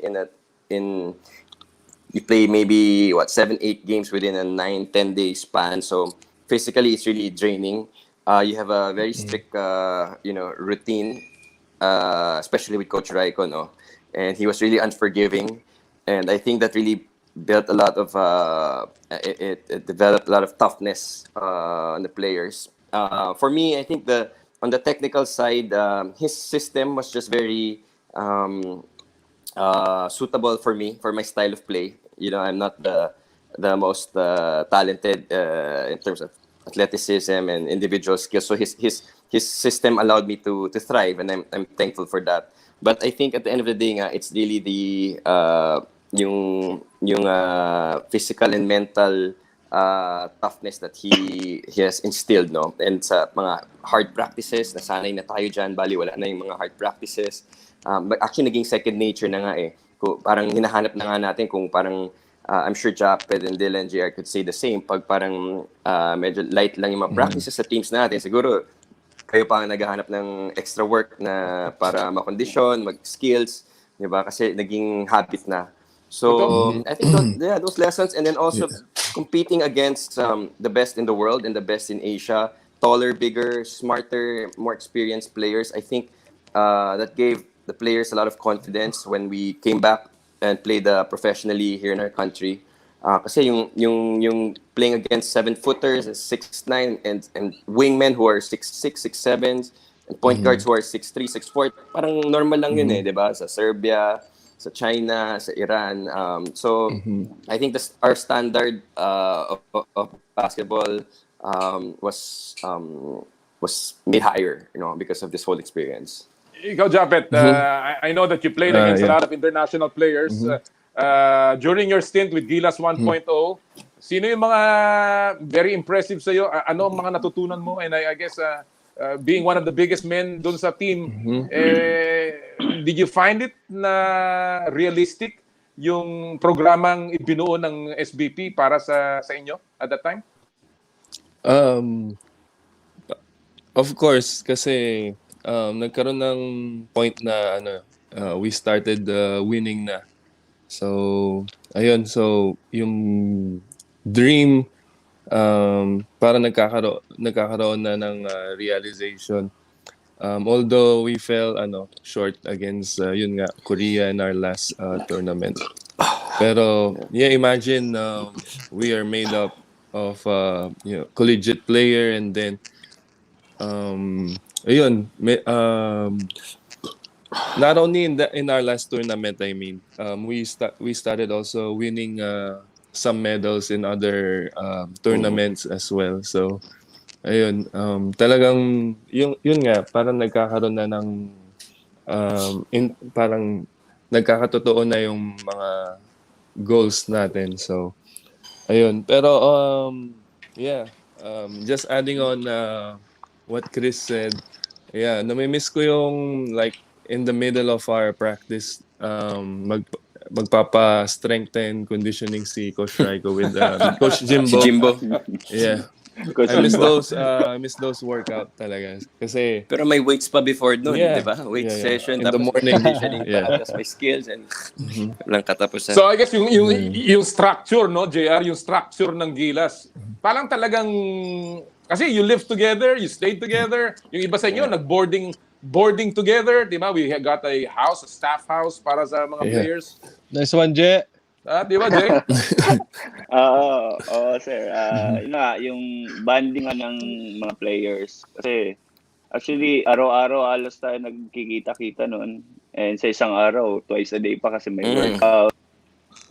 And si Dylan, lagi ko nakikita yun lalo pag gabi. Ilan, totoo ba yun? Nakikita ka niya sa gabi? Ay, ano po, nakita po niya ako nag-aaral ko. Alam ko na meron kayo may mga pet names kayo for each other eh. Ha? Dylan, ano ba yung mga pinakamagagandang pet name na nabuo sa Gilas, original? Ano po, Ano po, sorry. Yung Ano mga po pinaka? yung mga pet names niyo, yung mga tuksuhan ninyo, mga pangalan na binibigay niyo sa bawat isa. Ayun, Si Mac Baracal, Quality. yan ang Si Quality. lodi natin. Quality tropa. Saka siya ang Quality. dahilan bakit tayo nahuli sa Siya lahat, Acapulco. Si Greg Slaughter. Ano ba? Meron ba pangalan si Greg? Si Greg, Gregory lang ang tawag namin. Gregory. Okay. Si Coach Raiko, may tawag pa kayo kay Coach Raiko? Ayan, magkabukingan na. Lolo. Gaya ni Japeth yung mga Yeah. galaw ni Coach Raiko. Japeth, gayahin mo nga, Japeth, yung mga galaw. Paano ba magsalita si Coach Raiko? Hindi ho ako yun. Wag mong ipasa. No, but obviously this was a fun time. And sometimes nire-relive natin yung mga experiences na natin yan. If there was one thing that you True. gusto nyo maidagdag sana doon sa Gilas program, what was it? What do you think na medyo tama na sana pero kung naidagdag to, baka na ituloy. What do you think? JR, ikaw muna. Ano po yun, sir? Kung may naidagdag tayo na sa programa ng Gilas, ano kaya ang magandang naidagdag nung panahon ninyo? Hello? Hindi kaya yata Sir, marinig. ano yan? Sige, ako na lang, sir. Sagutin ko na lang, sir. Oh, sige, si Chris muna. Chris, go ahead. Hindi yata marinig, JR. I think, if when you're asking kung ano yung maganda na idagdag para maging successful in terms of reaching our goals, no, of winning medals and qualifying for the World Championship and the Olympics. I think it would have been more time in assimilating the PBA players with the core of the Gilas One, because in our final tournament 2011 in Wuhan, of all the places, talaga Wuhan, where that was the Olympic qualifier, and so we had reinforcements of some PBA players, mostly from Talk and Text, si Ranidel, si Kuya RDO pala, congratulations sa career, Kuyang. Kelly Williams, Jimmy Alapag. So they joined us for the tournament, but I believe they only came in maybe a week and a half before, 2 weeks before. So that was really not enough time, to prepare and to build the chemistry with one another, especially with for them playing with young guys like us who they've never played with before, and they totally don't know how we played kasi galing kami college. And also especially in a system of like that of Coach Raiko, where it's very structured and very precise and with so much attention to detail. So we felt that it would have been more effective if there was a lengthier preparation time with the guys who would have been picked in the PBA to reinforce the team. Those are some of my things, my thoughts among others. But well, just before we go, Japeth, ngayon you're still part of the Gilas program. Do you think na kahit papaano yung mga seeds na itinanim natin during the original Gilas program talaga namang nakatulong sa current program ng Gilas Pilipinas? Of course, Sir Noli, kasi for me, doon talaga lahat nagsimula sa Gilas 1. And from there, yun na, parang nag-pick up na after that. The system of basketball sa Pilipinas talagang nag-improve. Nag-pick up yung competition and stuff. And yun, sir. From there, talagang masaya ako kasi naging part ako ng original Gilas 1. Tapos nakita ko kung paano siya talaga nag-pick up, kung paano siya nag-improve and stuff. Hanggang sa naging world-class na siya. So, Yeah. Well, Dylan, I'll give you... Sige. Dylan, Dylan, I'll give Chris. you Okay. one last Dylan, just your thoughts. Would you do it again kung meron uling Gilas program? Yeah, of course. Without having any second thoughts, I'll do it again, sir. Always welcome. Chris, I'll give you the last shot dito Yes, sir. sa batch na to. No, sir, I just wanted to add dun sa tanong ninyo. I think it would have been the program before and even now can be successful if there's really a collaboration between all stakeholders and most especially the PBA, with in terms of the schedule of the league and even the style of the league and the rules that are being adopted, because most of our national team players compete in the PBA all year round.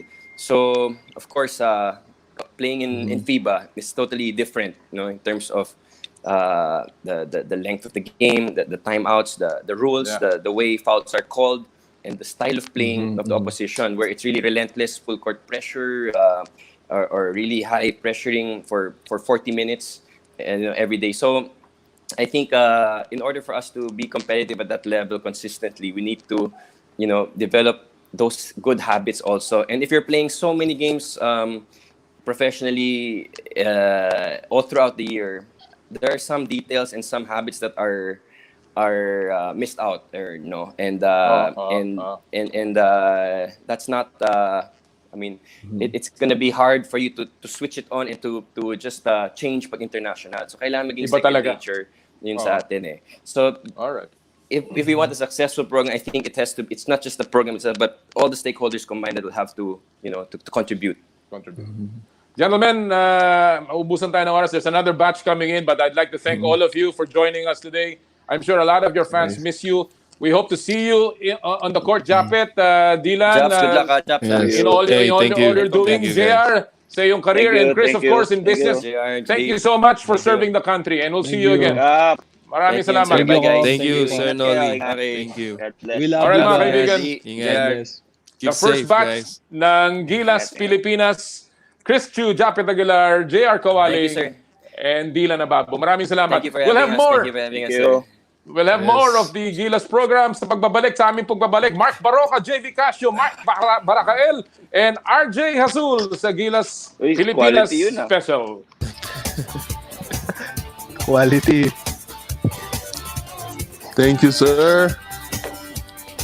Hey guys, ingat kayo. Sir. Ayos, Sir D. ayos ba yung sombrero ka, sir? Oo. Ayos ba yung sombrero?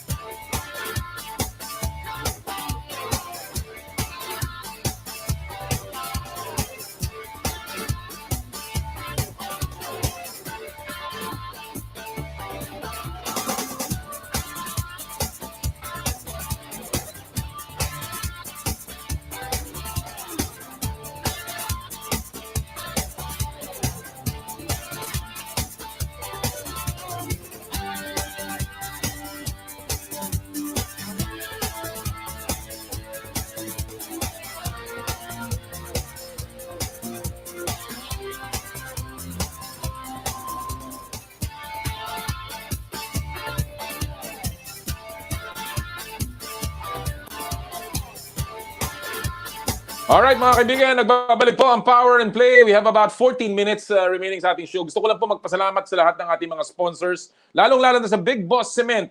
Ang ating po mga kaibigan sa Big Boss Cement, si Engineer Gilbert Cruz, and of course ang kanyang buong team. Maraming po salamat sa pagtaguyod ng Power and Play. Pasalamat din po kami sa Cherry Loom, ang yerong may aluminum. Parang Elmer No, magandang umaga. Thank you again for your continued support para sa ating programa. Elms Kapihan and Bar, meron na po silang delivery, ang Elms Kapihan and Bar. And of course, Joyride, mga kaibigan, ang bago mong kasundo, Skin, ang ating Face and Body Anti-Aging Center. By the way, again, sinasabi ko po, Joyride, meron na pong Joyride pabili. Please download the app.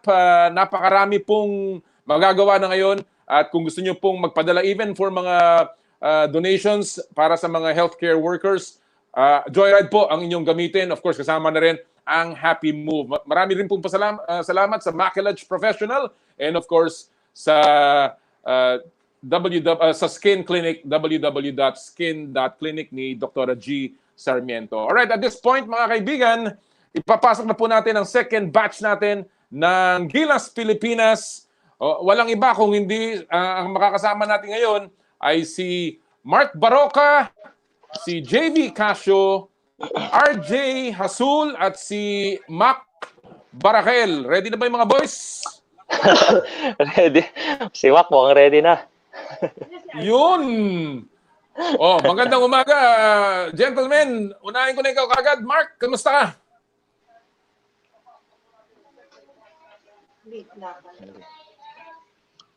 Audio, Mark. Audio. Mukhang mahina yung audio ni Mark. Sige. RJ, ikaw, kamusta ka na?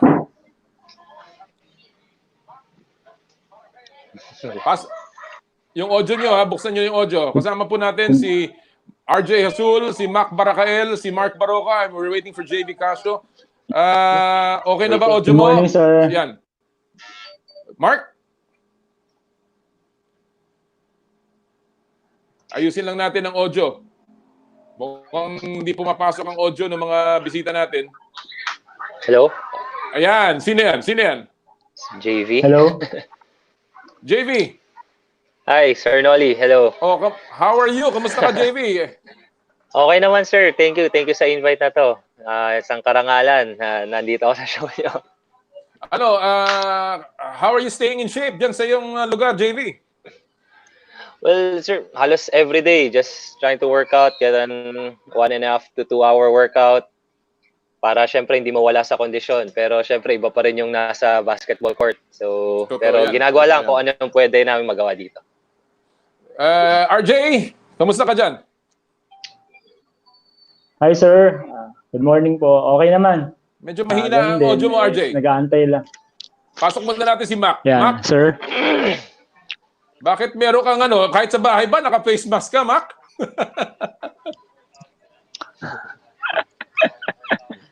Si Mac lang ready dito. Hindi rin natin marinig na lang. Mark, ikaw, Mark. Subukan nga natin, Mark. Mark. Hello? Narinig mo sir, kami? Sir, okay na? Mukhang nagkakaproblema pa tayo kay RJ, kay Mark, at saka kay Mac. Well, let's go first. Jvee, I don't have your video, but Jvee, we're talking about Gilas, the Gilas experience. You were one of the top guards coming into coming out of college nung binuo natin ang Gilas. What made you accept yung Gilas program? Well, sir, hindi naging madali talaga yung decision ko noon, sa totoo lang. I think alam niyo yun. Alam ko yan, oo. Oo. Well, alam naman, yung una talaga, nag-decide na ako to go to PBA kasi pwede na, ganyan. Pero after I watched you guys play and talk to my family, to my loved ones, sobrang nakita ko yung ganda ng laro, yung chance, parang yung opportunity na ganong klaseng type of game. So, yun, tumawag ako sa inyo ulit. And I asked sinabi ko sa inyo kung pwede ko i-reconsider yung decision ko and to still join. And nagulat ako na parang walang alinlangan sagot mo. Sure, walang problema. So, yun doon na talaga ako, natuwa na ako from there on. Well, I remember that day, Jvee, talaga namang tuwan-tuwa kami na pumasok ka sa programa because you were one of the top guards na hinahanap namin, kailangan ni Coach Raiko, and clearly it was a boost to the program. Let me see. RJ, may audio ka na Yes, ba? sir. Yes, sir. Meron na po. I can hear you. Naku, wala pa rin RJ. Mark, ikaw, Mark. Wala pa rin. Mark? Audio. We're experiencing some technical problems with Mark. Narinig mo ba kami, Mark? Sir. Hello? O sige, si Mac Barakael. Mac. Mac. Mukhang may konti tayong issue sa audio. We can see your video pero hindi po natin marinig si Mark, si Mac at saka si RJ. But so let's just keep this going. Alam mo Jvee, alam natin na at that point it was a new program, very risky for all of you. Pero ikaw nung pumasok ka na sa Gilas, what were the things that stuck to your mind na nagamit mo sa iyong PBA career? Well, first of all, sir, siguro yung pagiging point guard. Nabigyan ako ng opportunity to really play the point guard spot. Kasi coming off from college, medyo combo guard ako talaga, pero more on the shooting guard spot. Pero nung pumasok ako Coach Raiko, one of my siguro disadvantages is my height sa shooting guard. Pinasok niya ako sa point guard, and there parang doon ako natuto to play as point guard, and nagamit ko talaga hanggang ngayon all throughout my career. And malaking pasalamat dahil yung experience, yung mga nakakatapat namin na bigger guards, and learning from international competition, sobrang malaking tulong sa career ko yun. Mark, andiyan ka na ba? O RJ? Hello? Sir, I'm here. Ayun, RJ, Yes, sir, yes, finally. Sir. Hello? Well, pinag-uusapan Sir. natin ang Gilas experience. Yes, Ano sir. ang most memorable experience mo, RJ, sa Gilas?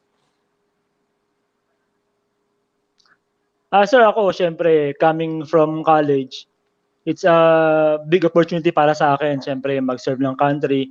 Sabi ko nga sa family ko noon, sa girlfriend ko, na wife ko na ngayon, si Terry, sabi ko, ang dream ko lang talaga is makapag-SEA Games.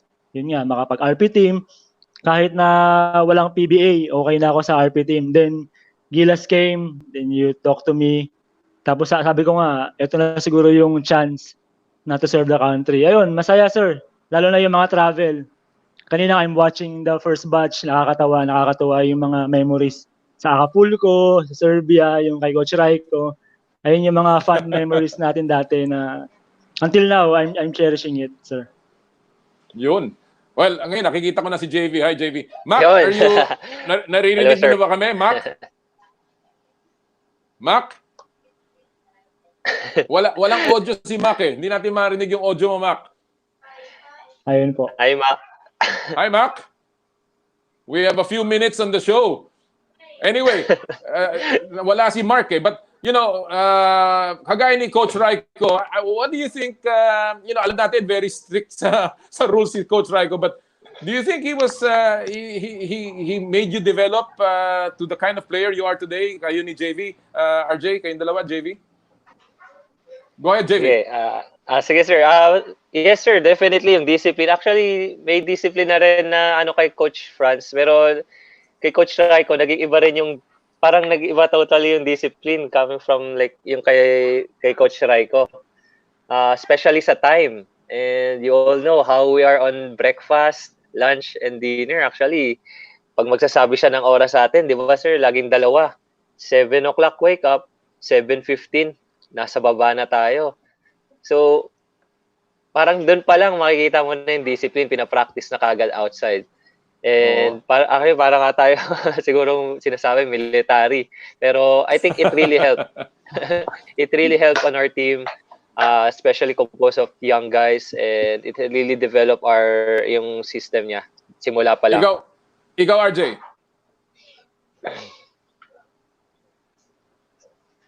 RJ?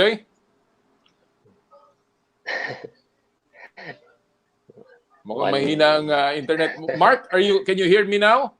Mark Baroka? Mark? Puro magagandang lalaki lang nakikita ko dito eh.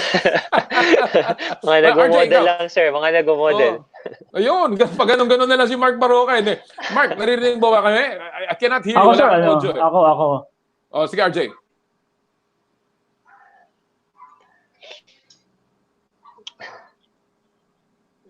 Mukhang naghahang ang linya, but all right, well kasi naubusan na tayo ng oras dito, but Jvee, Yes, who sir. were the players na naging very close sa iyo? Alam ko that you played against Chris Tiu halimbawa in the UAAP, but you came together sa Gilas. Sino naging very close sa iyo during your Gilas time? Hello. Siguro sir, yun. Sino ba yun? Si Mac. Si Mac, oo. Okay na Isa ba? rin yan sa mga naging close ko. Pero marami, halos lahat naging ka-close ko. Naalala ko lang pala yung kay Chris dahil coming off yung unang international, siguro training namin. Kami dalawa kagad ni Chris ang ni-roommate ko sa ko. Hindi ko alam bakit, pero siguro dahil sa rivalry. Pero alam naman natin, mabait naman si Chris. Ako tahimik lang. Kaya wala naman naging problema doon. Mac, ikaw ang maraming natutuwa sa iyo. Alam ko na nung pumasok ka sa Gilas program, pinaglaro ka sa isang posisyon na hindi ka sanay. You're one of the smallest power forwards. Pero yan ba nakatulong sa karir mo, Mac, na pagpasok mo sa Gilas? Well, sir, sobrang laki po nung naitulong ng Gilas sa akin that time. Kasi nung time na after ko ng college, syempre may accident pang nangyari before. Yes. And then malapit na yung mag end of the season ng UAAP, and then ang next dapat nun is PBA na. So parang I feel na yung skills ko is kulang pa. So I decided na mag-join muna sa Gilas para to improve my skills. Well, at least malaking bagay at naiambag sa career mo. You know, we're running out of time dahil sa nagkaroon tayo ng konting technical problems, but siguraduhin namin sa susunod na show, we will get you back on the show so that you can talk about more of your experiences. RJ, just a parting shot. Yes, sir. Ang biggest lesson na nakuha from Gilas. Ako siguro sir yung until now I'm dealing with that, yung mga mental toughness saka physical toughness talaga.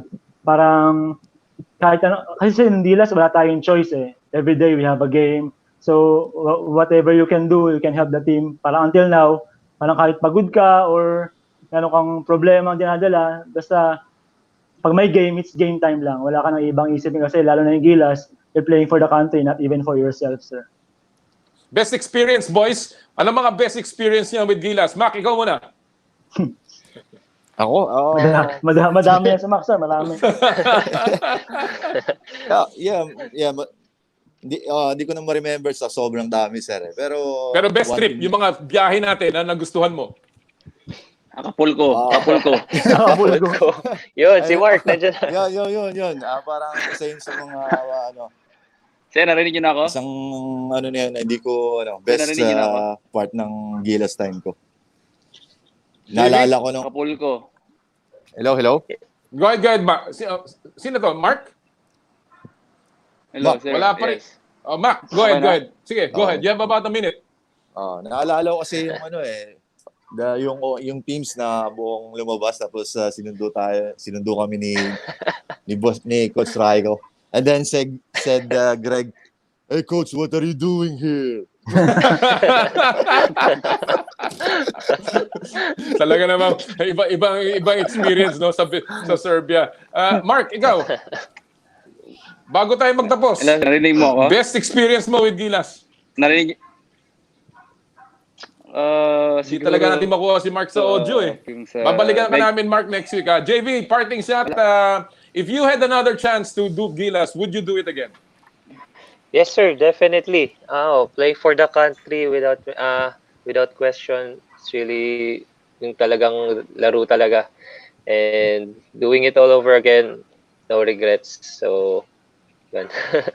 and clearly, yung Gilas program na naitanim ninyo ay nagbunga na with the Gilas program that we have today.